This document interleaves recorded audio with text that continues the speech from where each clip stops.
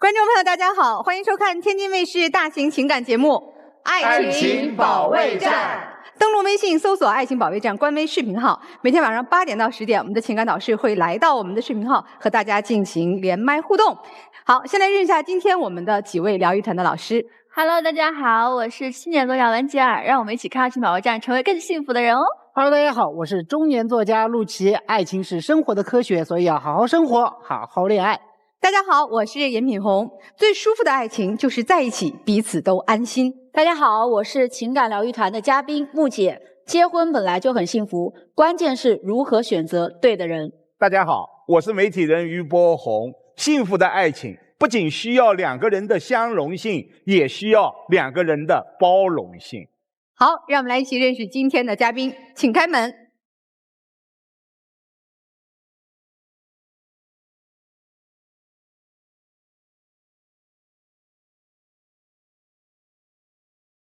本期第一对情感嘉宾，小宋21岁，来自新疆，学生；小李22岁，来自山东，学生。他们遇到了怎样的情感困惑呢？你们是谁想来我们节目解决问题？我是被他拉来的，我们对参加节目是有分歧的。来节目组之前，我们还分手了1天。我报的名，他出尔反尔不想来，我们俩都吵翻了。他特别极端，属驴脸的，说翻就翻。在你眼中，对方是个什么样的人？我觉得他特别帅，但莫名其妙没有安全感。我天天像哄个小姑娘一样对他，只要不顺他的意，他就能吵翻天。他心特别大，对我就是放养，而且他对他自己也是放养。我上赶着对他好，他觉得我脑子不正常。哎呀，这刚才文佳老师看视频的时候就说呢，分手还要分1天的。对啊，当时那天他是在酒吧喝酒，然后我想着我去找他吧，然后当时他正好也没吃饭，因为他这人特别喜欢吃烤冷面，我就带烤冷面去找他。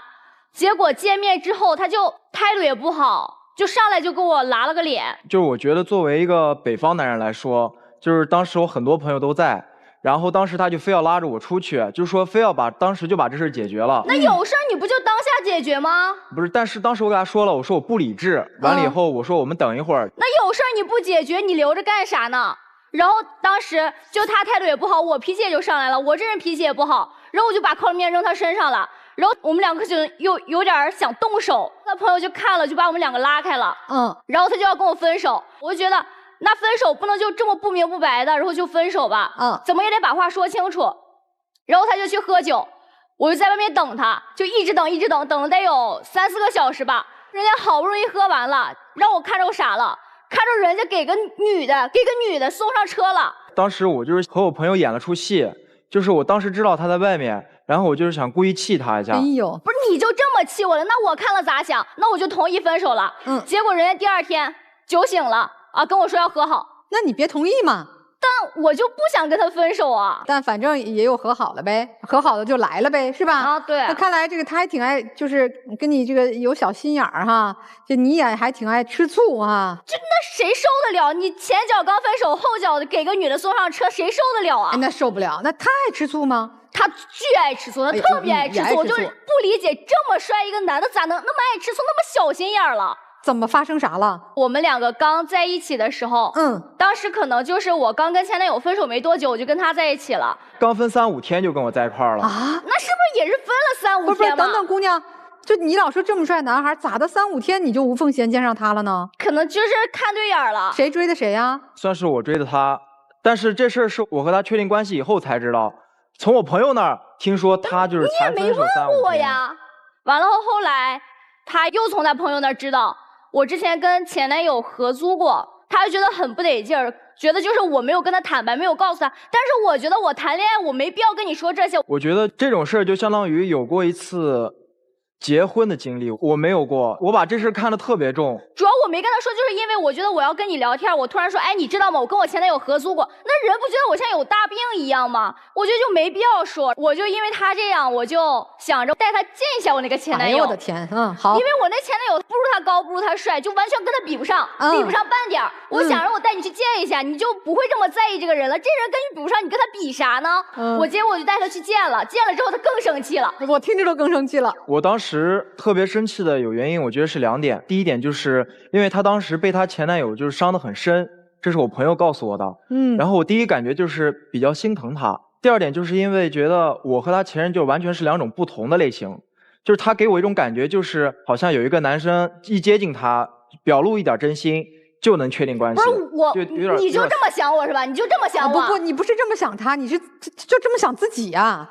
你这没自信啊！但是因为我和他前任是2种不同的类型啊，你觉得完全扯不到一块儿去？就他是拿你来疗伤的哈？对，我就是过度太没有，是不是？你觉得他门槛太低呀？对，而且我觉得他刚分手没多久，马上就能接纳我。还有啥因为前任吃醋的吗？就因为我觉得我平时情商还挺高的，就是总给他提供情绪价值。然后有一回，他就发现，就因为我的手机密码还有我的家门门锁密码啥的都是22开头的，他就问我就是什么意思，我也没跟他瞒，我就直跟他说，我说就是之前跟前男友那个纪念日，我一直用着是因为就挺多年了，我也用习惯了，我就一直没改。然后他就觉得这事在我的角度看来，我觉得他前男友的因素不应该出现在我们这段感情当中，因为毕竟之前2人的感情纠葛挺深的。另外一点，我觉得习惯都可以再培养嘛。那你就非得觉得是我忘不了前男友，那我有啥好忘不了的呢？那改了没有呀？就还没改，到现在都没改。那我就是手机密码改了，家门的没改啊，家门得连蓝牙呀，我每回回家我就忘了呀。这事都能忘，就说明不在意我。然后还有就是他之前翻我朋友圈，就往下翻，可能就翻到里面有一张前男友的照片，但当时删的时候确实就大意了，他就非得觉得就是我啊，就放的要回忆，就是忘不了前男友。我说白了，我要回忆，我留那种干啥呀？你说全，一共是有3条，1个视频，2张照片，那就是不明显呀，就是不明显呀。我要回忆，我直接留我俩合照不行吗？那我只能说明记性太差了。那我就是记性差咋了？我说你再这么小心眼，我就去找别人，人家当真了。人家就非得问我啊，你是不是真的有新的人了？其实在我看来，就是觉得2个人在相处的过程当中，不应该随便开玩笑。你要既然能说出来，你的潜意识里肯定是有这么一个想法。你男朋友说的好像也没错，不是开个玩笑就开不起了。然后还有之前他就经常喝酒，然后会喝多，喝多了就会喊我去接他。我俩从谈恋爱到现在大概有个4次吧，我没去接他。然后就没去接他这4次，他就跟我吵了4次架。那每次喝完酒，那都大半夜的，我也困，我也累啊。然后我还有起床气，他一打电话，我那起床气一上来，我更不想去接他。我认为我不是因为玩的原因去喝多，我既然就这么难受，我肯定希望就是我自己喜欢的女孩能够出现在我跟前，去关心关心我，给我递杯水什么的。那我又不是每次都没去，所以姑娘你就觉得她像个小姑娘是吧？对。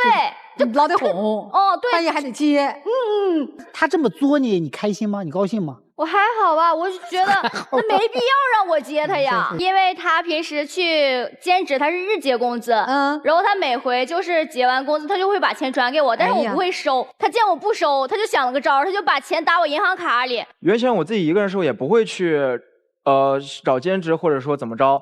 但是就是谈恋爱，我觉得多了一份责任感，然后我想着，我时不时我能赚点钱，我给他点小惊喜，但是他非要管这个叫做欠。那你辛辛苦苦挣的钱，我啥事儿没干，我凭啥要你的钱？那我不就觉得像欠你既然都说辛苦了，那你就收了就好了。我觉得你没必要给我推来推去的。你觉得他不肯收背后的原因是啥呀？当时是有这么个事儿，就是我看他不肯收以后，我把那个钱就是直接转给他的卡里了。对，他就往我银行卡里转，然后那张卡从此以后，他就直接就不用了。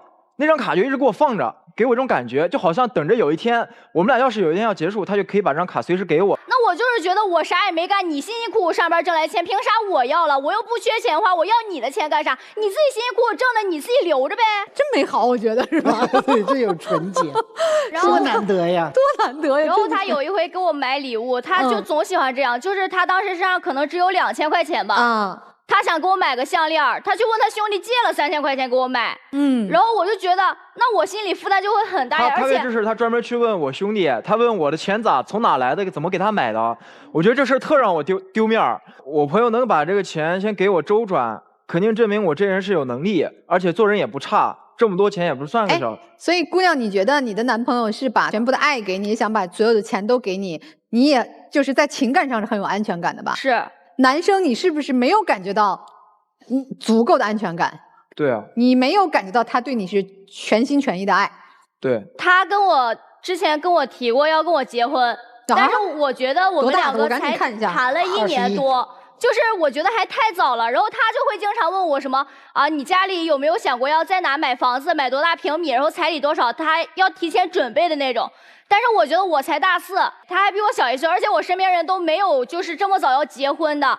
然后我就跟他说，因为我这个人我不会做家务，我也不会做饭，我也不喜欢做这些。我就跟他说，那如果你想跟我结婚，2个人肯定其中有1个人要去做这些，那这个人肯定是你，我肯定不会去做的。我做了没？那你做是做了，那只是做了呀，感觉做得很不情愿一样啊。那做个饭做的也没多好吃，干个家务拖个地，因为我家养猫嘛，然后家里有很多猫毛，它拖完地之后跟没拖一样，那猫毛像是就是在地上就匀乎了匀乎。不是，我觉得就是开始做和彻底不做是2个概念。以前也没有好好的去做过这些嘛，然后现在去就是在网上学着做饭，或者说打扫家务什么的，慢慢在越来越做的越来越好，就朝着好的方向发展，就是很不错了。那你是不是想跟我结婚？想跟我结婚，那是不是就是这些就是得做好的呀？那咋了？我跟你结婚以后，我以后就天天吃个不好吃的饭。你不能拿我和职业的人去比较嘛？这不才21、22嘛，咱也不着急结婚嘛啊，小伙子。我知道你说要结婚是表达你很爱他啊。我觉得谈恋爱如果2个人不为了这个去想，而且也不算小。你打算什么时候结婚？22。你的意思就法定年龄一到就结婚？对。来，你说说你爱他啥呀？这么着急就想娶了他？就是首先，我从第一面见他的时候，我对他印象就很好，满分10分，我觉得我能打9.5分。我们俩在聊天的时候，他就是也时不时给我就是在宿舍点个外卖啊，然后关心我。当时我觉得我说找对人了，就是他了。好吧。那目前你们俩主要的矛盾，来我们这儿想解决的问题是什么？就是我觉得他有点太小心眼儿了，而且跟个小姑娘似的。就我们俩相处这么就是这么久，我觉得最让我难受的就是生活中总有一些时候会莫名其妙的出现他前任的影子，动不动就给我提，就让我心里很难受，就老是做比较。提什么？把你去和前男友去比啊？比如说我可能有时候不能经常天天做饭，然后他就说我前男友每天都给我做饭，然后说比如有时候就是我要两边跑，然后他就说我前男友能天天陪着我，但是你给不了我需要的陪伴。哎，这确实有点伤人哈。你们也是小情侣是吧？对。你们听完什么感觉啊？我感觉他们挺好的，郎才女貌的。哎，就别光看外在啊，这内在的问题呢？内在我觉得这个男生也挺不错的，就是长得又帅，对象也好。哎，你说话谨言慎行，旁边还坐着你对象呢啊！是啊，我说我对象要是像这么完美就好了。你也犯了个错误，千万不要拿自己的男友和别人去比。这不是问的吗？那男朋友说说呀。我觉得他俩挺好的吧，就是生活中有些小摩擦，我觉得都能解决。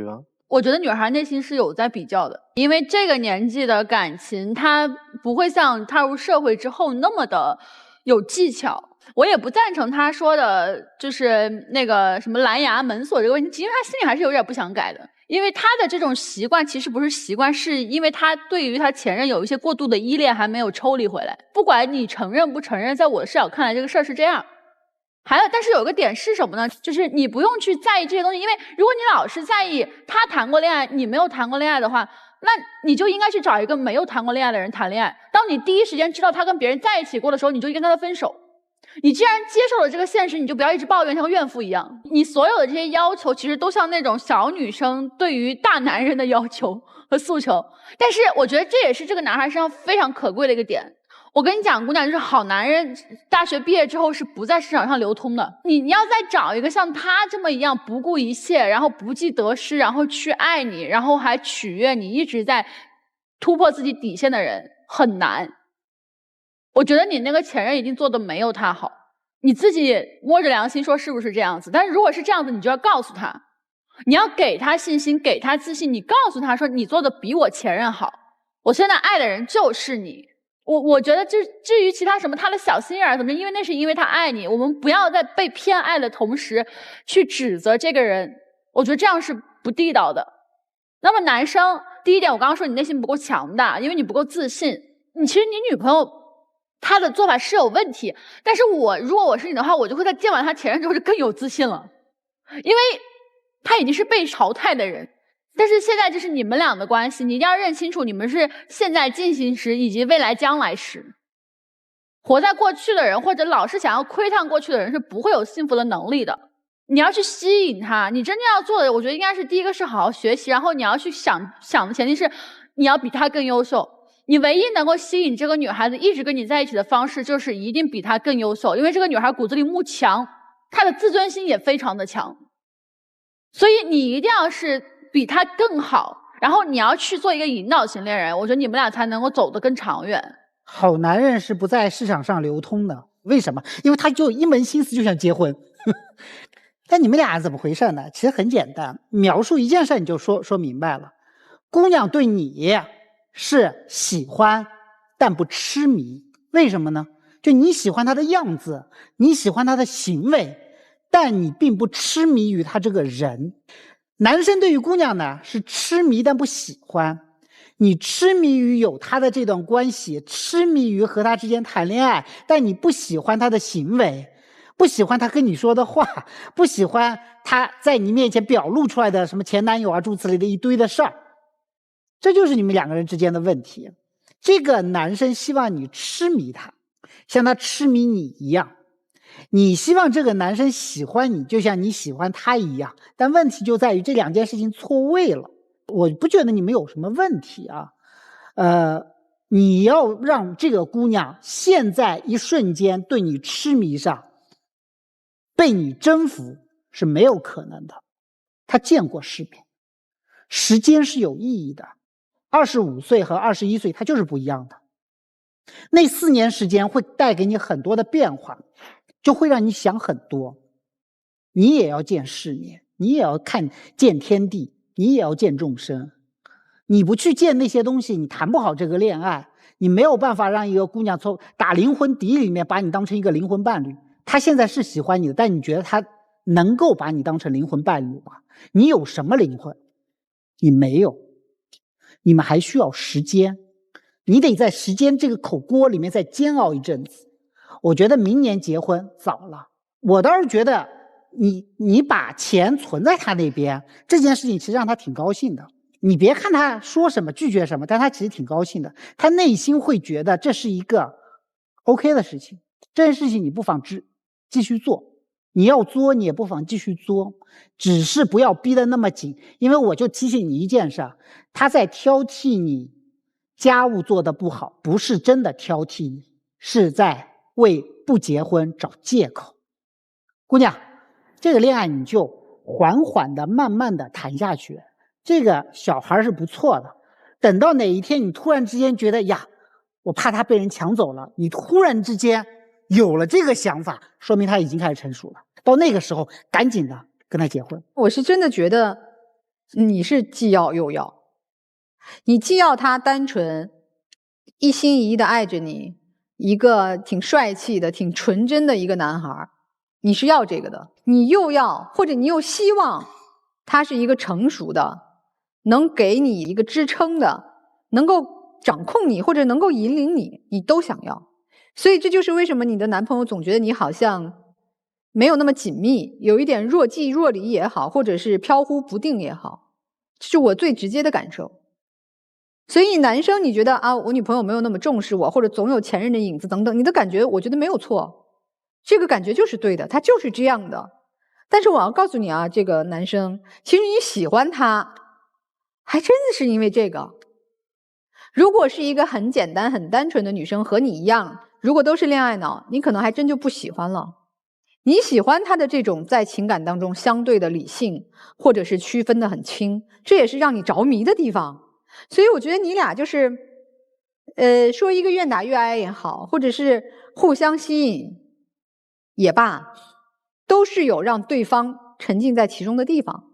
女孩是因为你的单纯，你是因为她的神秘，或者因为她的不在意。实际上女生也没有错，你想要的就是你想要的，她有的和她没有的，但那都是她。如果你想要她的纯真和对你的爱的美好，你就要接受她的不成熟和幼稚啊。你为什么要挂在嘴上呢？当一个掏心掏肺爱你的一个21岁单纯的男生说出刚才的话之后，你说你像个小姑娘，你矫情，我觉得也挺伤他的。如果你觉得他不够成熟，你如果真的在意他，你陪他成长啊。男人有时候成长是一瞬间的，别到时候你跟不上他的步伐就好。你懂吗？老师们为什么劝你啊？说你还是要珍惜，是因为他一旦走向社会，他一旦有了更广阔的天地，那还真不见得谁在谁屁股后头追着呢。我给你们建议是彼此都珍惜这份美好，单纯的美好，共同陪伴对方成长。也希望挺美好的感情不要就此就因为种种的原因而走散啊！还是祝福你们。2个20多岁出头的小年轻们，不像谈恋爱，像过家家。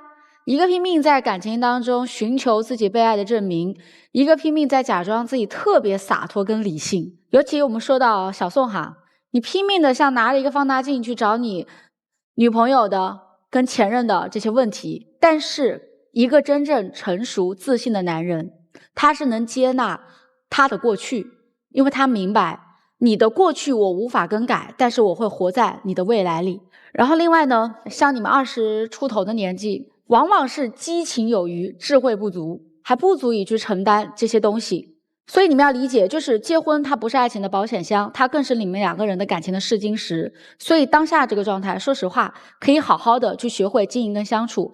那其实对于小李来说，我有一点点不一样的一个看法哈。其实我觉得你在这段关系里边是潜意识的有让小宋男生在参与竞争当中换密码难吗？我觉得不难，几分钟能搞定的事情，我觉得这背后是有动机的。可能其实包括你跟他的相处过程当中，也会时不时提到，哎，我前男友做饭多好吃，我前男友怎么样。其实我觉得说每个人说的每一句话，他不是没有目的的。你要想想，你讲这些话的目的是什么？是不是某种层面上，我刻意显得我不在乎你，或者说我刻意显得这样的一个对比，其实反映出来什么？大概率是你其实在这段关系里面不够自信，所以你是强装自己我不在乎，我不需要，来伪装自己对他的喜欢。但是这样一个男孩，他是极度缺乏安全感的，其实你遇到他也是捡到宝了。所以我觉得你们可以在我们上完这个节目之后，可以向彼此去表达一下我的心意，其实我是喜欢你的，你给我转这个账，其实我是感动的，把钱存起来是对的，但是我可以给他正向反馈，宝贝你辛苦了，我觉得你对我真的很好，我也很需要你。可能你这个东西就是他内心最需要的。我觉得现在这个阶段呢，其实你们不太适合结婚，不是因为你们不相爱，恰恰是因为很相爱，但是你们不知道什么叫做表达爱。我非常建议你们先学会干嘛？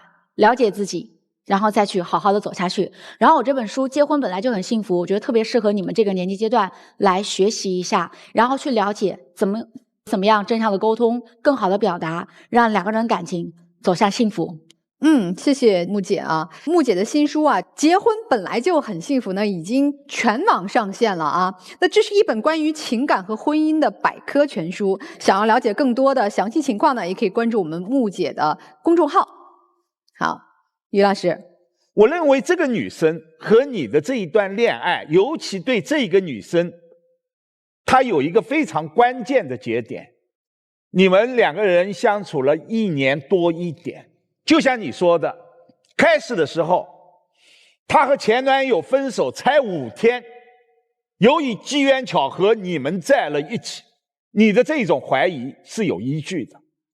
她确实在当初是疗伤，她把你带到前男友那里，并不纯粹是让你去看看，那是一种示威。你不要认为我们分手了，我5天带回来的是一个阳光的帅气的大男孩。但是你有没有感觉，随着你们2个人的相处，等到后半段那个节点以后，他也是全身心的投入到了这一段情感，而且他展开的是一段非常正常的恋爱。但你呢，确实在恋爱上是新手上路，你认为我想的就是该有的爱情的打开方式，但遗憾的是，爱情没有标准答案。爱情的最正确的轨道是什么？是信任。有别的女性追求你，你告诉了自己的女友，她选择的就是信任。另外，21岁的你想在法定的22岁结婚，这表达的是对她的真的是爱，但是他此刻不想和你结婚，并不说明他不爱你啊。我更多读到的，他现在不想和你结婚，是不想有不负责任的承诺。现在还准备好后路了。他说不行了就换一个。那我是开玩笑啊。啊，这一点我在想，如果不行，当然换。对呀。不行，你也应该换。对呀。但关键问题，你们两个人努力让他行就行了呗。所以没有什么话好说的。你们这一段恋爱还应该在路上，现在放弃，太可惜了。好，我们两组嘉宾请交换位置。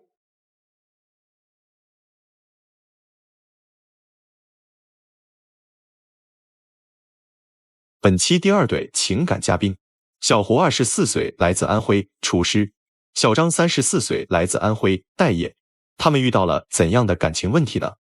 你们的感情存在什么问题？我们打算明年结婚，但是我爸妈看不上他，我想让他有所改变，有上进心，不安于现状，但是他就是躺平摆烂。他总认为我是吃软饭的，但是我工作兼职2手抓，平时还要照顾他，还总是对我发脾气。你希望以后对方做出什么改变？我希望他有责任、有担当，像个爷们一样。虽然我比他大10岁，我也希望做个小女人。我希望他能够认可我，不要总否定我。我也在默默努力，希望他能给我时间。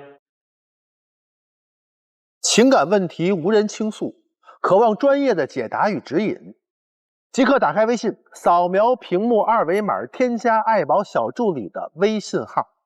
每天晚8点，微信视频号官方直播间，资深情感导师暖心陪伴。前100名添加的朋友还可以免费领取情感沟通课。让我们助您解锁生活幸福秘籍。现在是女方家里不认可这个男孩哈？对，哪方面不认可呢？我比他大10岁嘛，然后一开始是双方都不认可，然后渐渐的他家人已经松口了，现在是我家里还不是太认可，所以这个是很大的阻碍吗？还有别的原因，他就是没有车、没有房、没有钱，然后我们家人就认为长得也不丑，个子也不矮，你怎么找了一个这么样的男孩子结婚呀？24岁要有房有车也挺难的，就是他的家里也给不了他太多的支持。咱不都强调应该靠自己，不要啃老吗？是这个意思，但是当家里给不了一点支持，怎么心里都是失落难受的。不，那你会觉得他比如说在努力，只是因为年轻，咱们给他点时间。或者我有，我先提供，这么想过吗？目前就是这个情况，就是我有，我先提供，但是我的家里人觉得他是吃软饭的，就是小白脸一样。哎呀，他们就是拿这个做借口。我今天带着证据来了，他家人都不说我小白脸就算了，我感觉他也是这么想的。我们看看啥证据啊？来看一下。这个证据很重要，你要证明你自己不是个软饭男。吐槽我的男友日常。小10岁的男孩，哎呦我的天啊！恋爱弄得我浑身不自在。别看他个高腿长，出门爱系裤腰带，但他不上进摆烂，就像老太太，还打算明年跟我结婚。我爸妈不同意，我只想对他说：哎，你省省吧，想想自己有啥，光有颜值，别结个婚，你又欠一屁股的债。哎呀。你还做了这么一段视频哈？平时没事的时候会拍一拍，觉得比较有意思。这个词儿是你自己写的吗？对，哎，你还挺有才啊！你有没有意识到这一个视频对他构成了伤害和侮辱啊？但是我说的也是事实呀，老师。哎，我没有些事实我没有添油加醋，但他也有隐私权呀，他可以视为隐私的呀，因为你们两个人是恋爱。那男生说这是你，其实你也在找借口，不想跟他结婚。我觉得我是有依据的，因为他现在就是不想办婚礼，就想走跟亲戚吃个饭就算了。因为我如果就是说我这种情况下我去办一个盛大的婚礼，我的亲戚朋友问我的家人或者问我你的丈夫他婚房买在哪呀？你的彩礼给了多少钱呀？我到时候我怎么回答他们？你怕没面子？对，我欺骗他们吧又不好。我说实话吧，他们又肯定会笑话我。其实你是不接受的是吧？就是咱就简单吃个饭，把自己的至亲在一块儿。我是不接受啊！谁作为一个大老爷们，你还是要风光大办的哈。你要办一场，哪怕我没有钱，咱们可以努力是吧？那你努力了吗？没有努力，没有。说说。对，我刚刚有那个小片里有说了，就是说他那个不上进嘛。之前有一件事情，就是他跟他爸爸去那个云南创业了，半年嘛时间里他。坐飞机回来看我，回来了有10几次，那不是爱你吗？是爱我呀，但是你过去是搞事业的，是赚钱的呀。你这样，你老来回的看我，你钱没赚到，又搭进去几万块钱的路费，你图啥呀？甚至有一次，他爸爸都跟他说得很清楚了，都警告他了，说你别回去了，你再回去，我们这生意都得黄了。然后他还是偷偷的回来了。我也说你千万别回来了，他还偷偷的坐飞机回来，还给我开个视频。他说你猜我在哪？我一看。这不是我小区的楼下吗？然后我又咚跑下去。其实当时心里肯定还是开心的嘛，他能来看我，证明是爱我。但是我更多的是对我们未来的担忧。我心里放心不下他嘛，他妈妈一个人要照顾他弟弟，没时间管他。他都30多岁了，还用管吗？那毕竟没结婚啊，也是小女人嘛。那行，就回来呗，回来咱再重新干呗，再找活干呗。回来就在我家附近找了个工作，就做厨师，然后一直到现在都在做。但是我就有一件事就很不明白，就是跟他同时上班的小伙子全部都升职加薪了，然后就他还在原地打转。不是你在厨房里面干什么呀？各个岗位都干过。当厨师多长时间了？当厨师2、3年嘛。哎，女生，你觉得他为啥没有升职加薪？你来帮他总结一下。我眼睛看到的，反正就是感觉他每天都是上班，下班回来就往那里一瘫，然后就什么也不干，就开始玩手机、刷视频、打游戏，然后每天打到3、4点，就睡4、5个小时，第二天9点多又去上班了，每天都是浑浑噩噩，一天到晚的。因为他没有什么压力啊，他吃我的住我的，所以他天天就很安逸。那他确实没压力啊。他每个月赚多少钱？7、8千嘛。交给你吗？交大部分。哎，你对他厨师这个行业，就这个行业你满意吗？一开始是不满意的，但是渐渐的也接受了。主要就是因为他喜欢跟我一起做饭嘛，他喜欢这种感觉，所以我才选择这个行业的。现在反过来还被他看不起了。哎，那你做完厨师回家还给他做饭吗？只要我一有空就会给他做啊。哇，那他还真是因为你才去当了厨师，然后一心是为了给你做更好吃的饭。哎，是呀，但是我感觉他也没有好好做呀，天天就是心思都在游戏上，然后玩手机，然后天天就玩到夜里。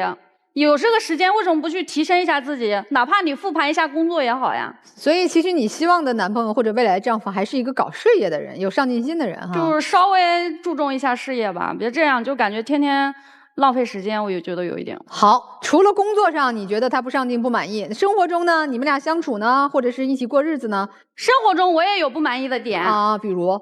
就是有时候就觉得他特别怂。之前有一次出去吃饭嘛，隔壁桌有喝多了吧，然后就跑过来闹我们的事儿，然后他不过来帮我就算了，他还叫我去跟人家说对不起。那个人喝多了要闹事情，他也喝了点酒，他直接拿个瓶子冲上去就要跟别人干。我就比较理智一点，我就跟他好好说，我说你跟别人道个歉，干嘛把事情闹大呢？但是不管怎么说，你退1万步说，当你的男朋友在你受欺负或者是有人闹事的时候，你都不站出来，你都不站到我的面前保护我，那我怎么搞？我心里怎么都是难受的呀。我觉得大家都成年人了，我觉得他做事太冲动了。但是他觉得啊，是你没有保护好他，或者在他失控的时候，你没有把局面给他摆平。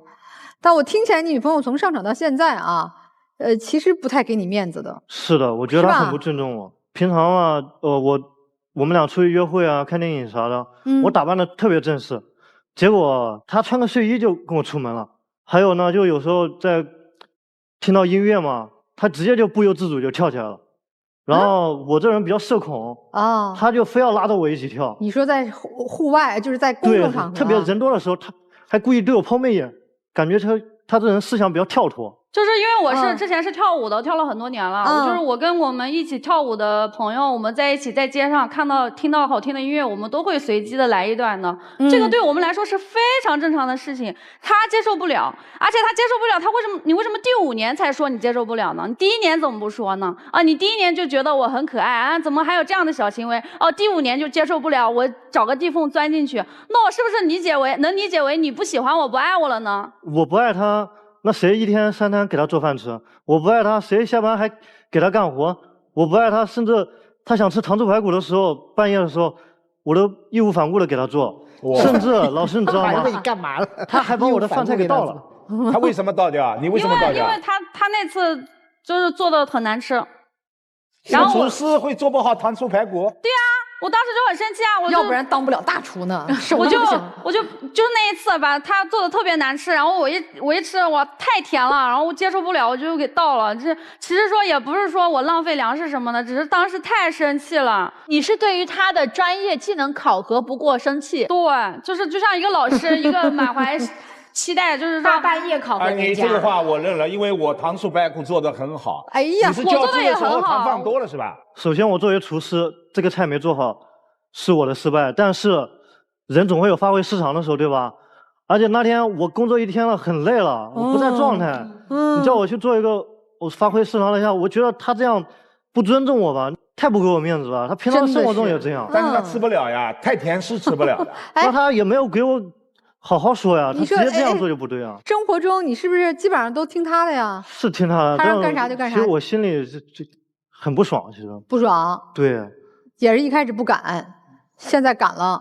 有老师们给我撑腰，我就敢说了。哦，就我比较这个人就不会说话嘛，反正。就他平常挺强势的哈。很强势，而且我每个月工资都上交给他。而且他还要找我要钱啊。还要找他要钱，是因为他有时候晚上会做兼职，送外卖。就是外卖还有你干一天活，你晚上还送外卖啊？哦，那厨师都是站着的。对啊。他送外卖不是坐着的吗？这不容易啊！我告诉你，厨师当中他有一个不成文的行规，厨师不送外卖，厨师太累了。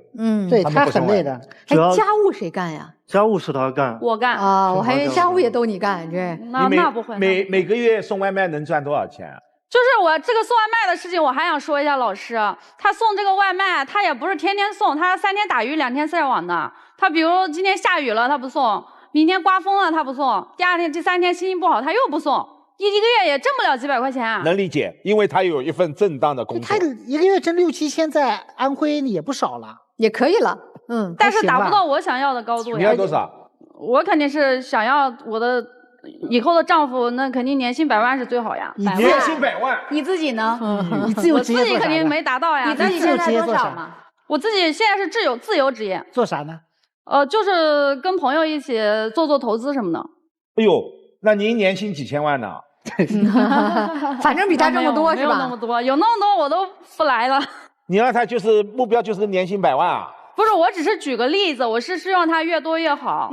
哎，男生你觉得他强势，或者你有一些怨言啊？还有什么例子吗？还有就是我平常工作一天了，很累，然后回来在家里，虽然他家务搞了，但我觉得他搞得很不收纳做得很不好。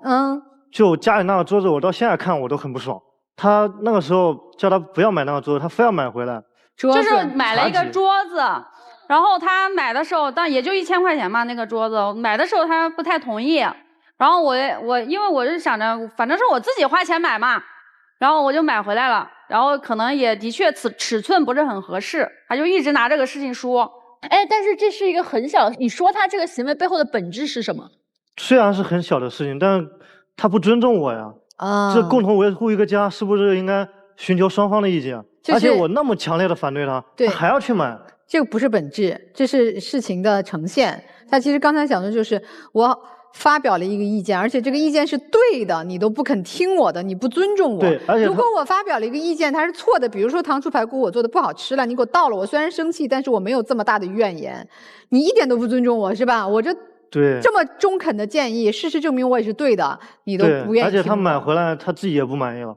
所以你觉得女生就整体听起来她不够尊重你？对，他不会换位思考吧？他没有站在我的角度去思考。那你还我就不相信他在我这么年轻的时候，他会像我这么勤勤恳恳的工作吗？哎呀，这说到根儿上了。但是你要是不勤勤的工作，我也不会跟你走到这一步，我们也不会谈婚论嫁呀。哎呀，这又绕回来了，鸡生蛋还蛋生鸡。这个话说的很不尊重人的。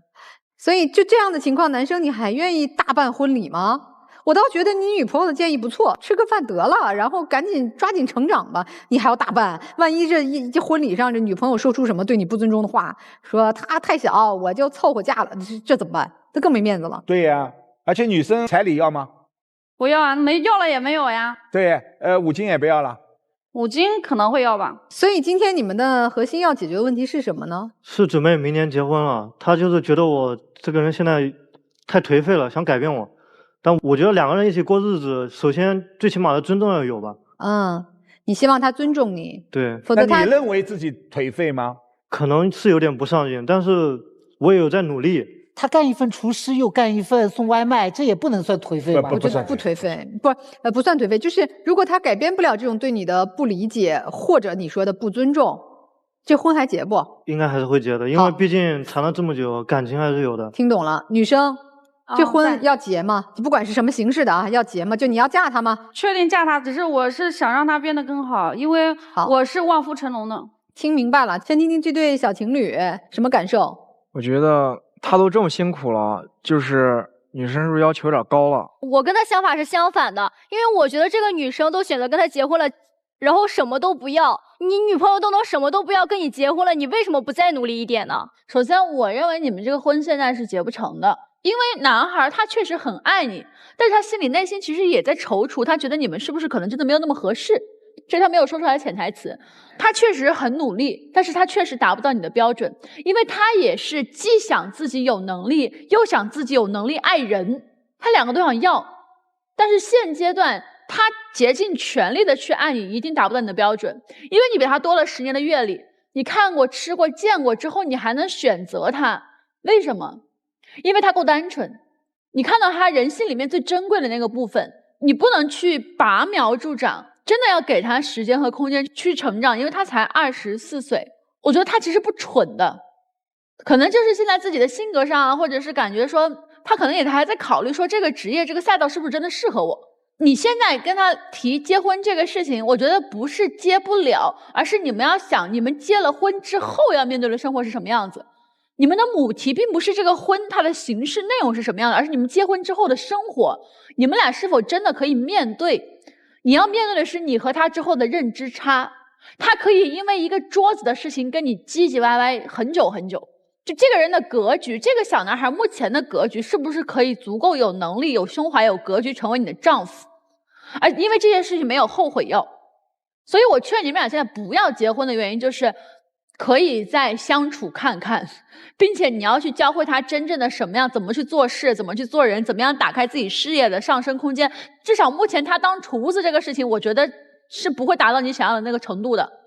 你在后悔自己24岁时候的决定吗？肯定会有啊，这每个人都会有吧，我相信。对吗？其实你说来说去不就这点事儿吗？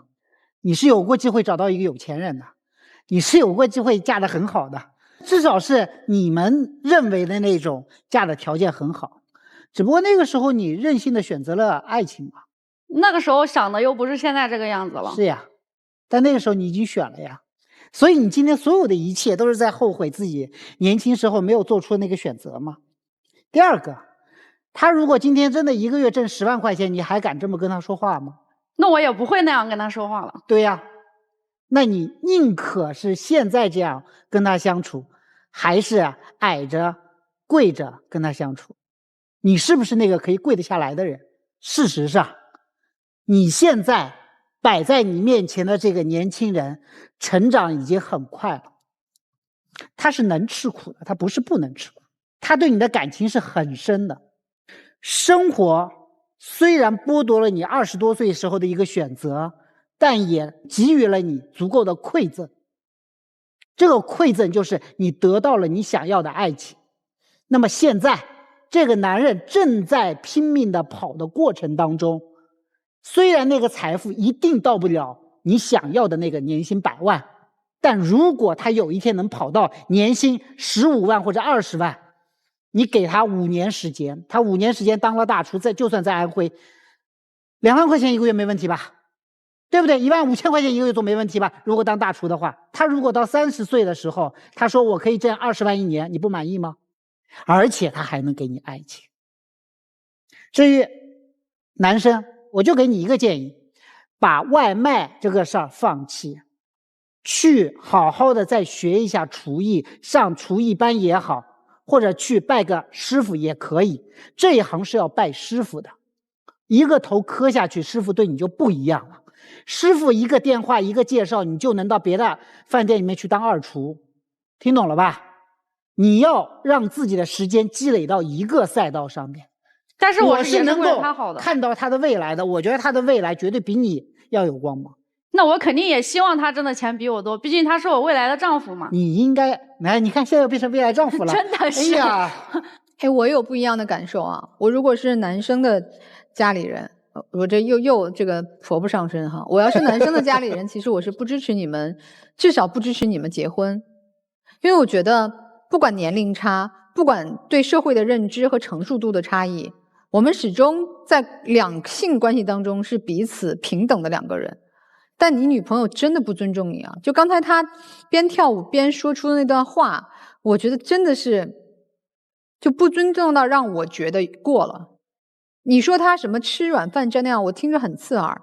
一个20出头的小伙子，一个月能挣这么多钱，他不吃软饭，他是住在你的房子里边，因为他还年轻，他没有啊。你24岁的时候就买到房子了吗？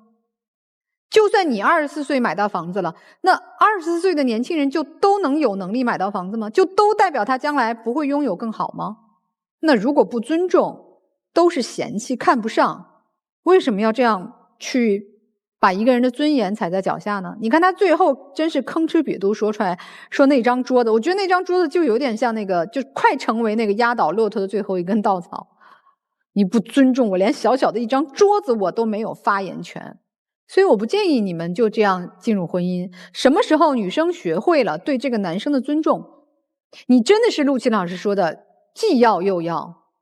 一个19岁就和你在一起，到24岁今天成为一个厨师，在你的谆谆教导之下，甚至是诋毁不尊重之下，他也在逼着自己往前进的男生，得不到你的尊重吗？不应该你给他称赞一下，说我男朋友真不错。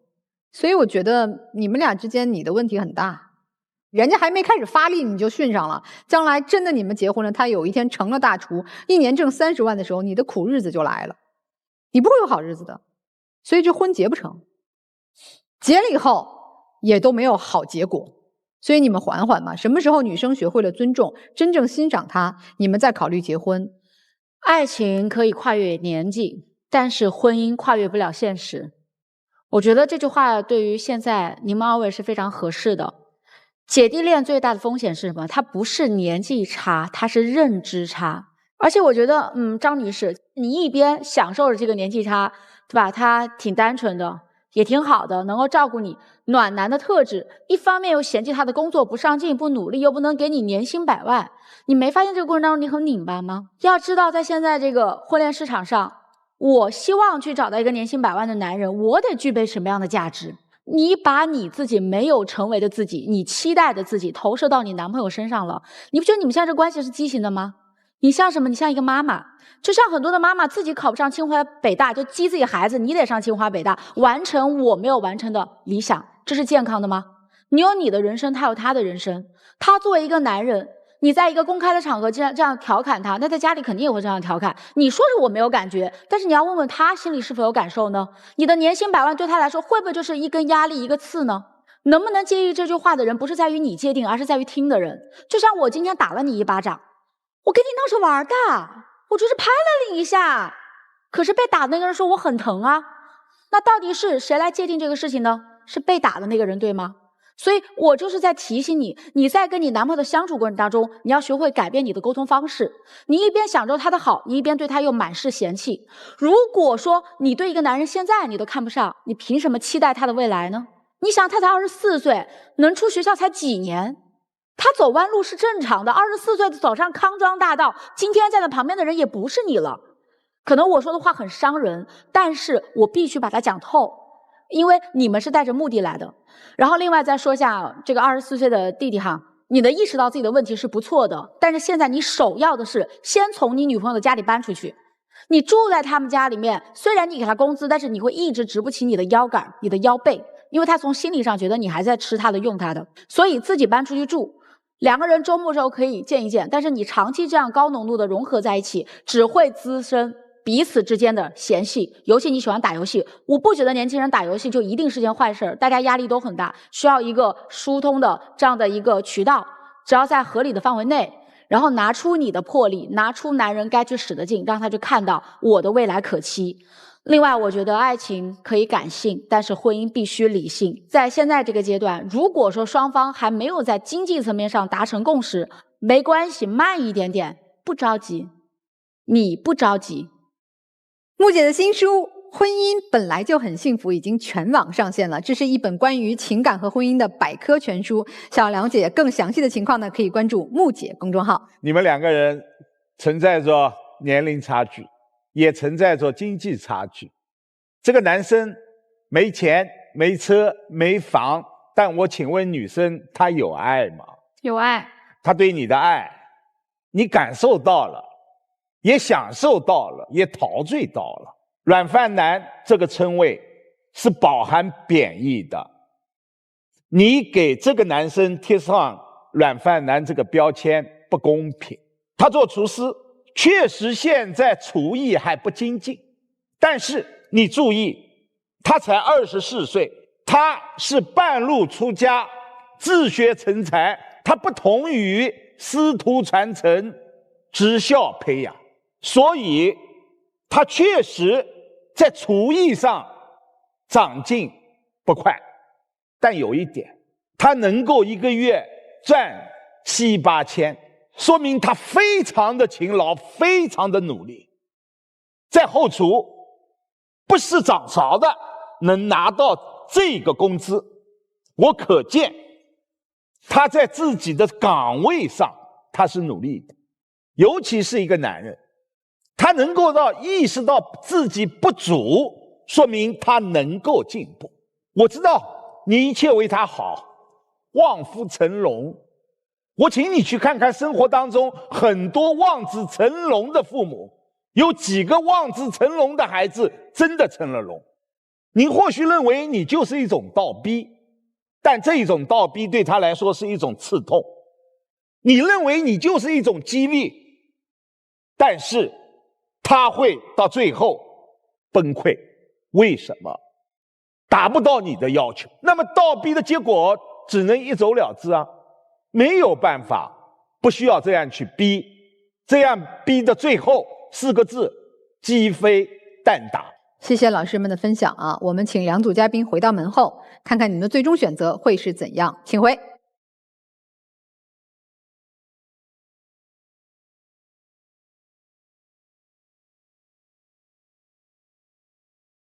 收看《爱情保卫战》的观众朋友们有福气了，现在就打开手机，微信扫一扫屏幕下方的2维码，添加天使福利官，参与看电视抽大奖的活动。我们精心为大家准备了各式的奖品，那每一份礼品呢，都承载着我们的祝福和心意，赶快行动起来，迎娶属于你的甜蜜惊喜吧！有情感困惑的观众朋友们，可以通过登录微信搜索“爱情保卫战”官微的公众号和视频号和我们取得联系。记得啊，我们报名是不收取任何费用的，小心上当受骗。好，我们先看一下第1组情侣他们的选择会是怎样呢？